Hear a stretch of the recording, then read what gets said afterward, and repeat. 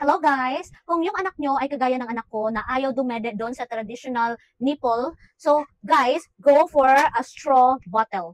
Ang ganda nito guys kasi straw na siya guys, hindi siya natatapon kasi tingnan nyo guys, as you can see, yung opening niya dito, sirado siya. It will only open if sinak siya ng baby. O, tingnan nyo. O, ganyan siya guys. Tapos guys, meron siyang takip. Very easy. Very easy to open, very easy to close. And also guys, it comes with straw ball. So, ang kagandahan nito, kahit saan mapunta yung gatas or yung tubig, maiinom ni baby. Kahit nakaupo, nakahiga, kahit anong posisyon ni baby, maiinom niya yung water dito. Then, it comes with a handle as well.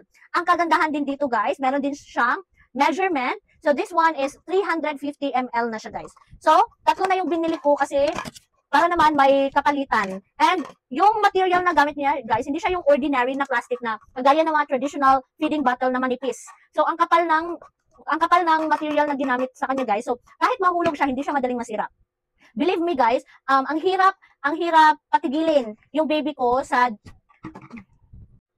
breastfeeding kasi ako sa baby ko for almost 2 years. And I was having a hard time to formula fed my baby before.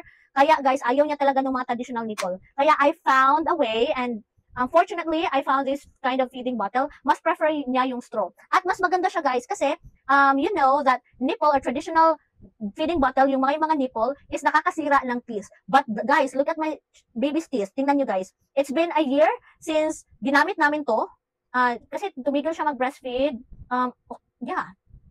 Around this month as well. October. So, 1 year na siya gumagamit nito guys. At tingnan nyo yung teeth niya ngayon guys. Ang ganda. Walang sira.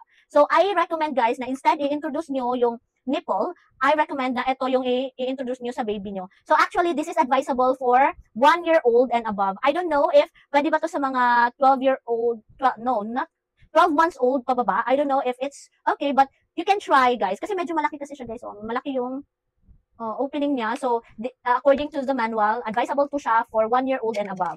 So, talagang maganda yung quality. Hindi pa siya nakakasira ng ngipin. So, that's all for today and bye for now.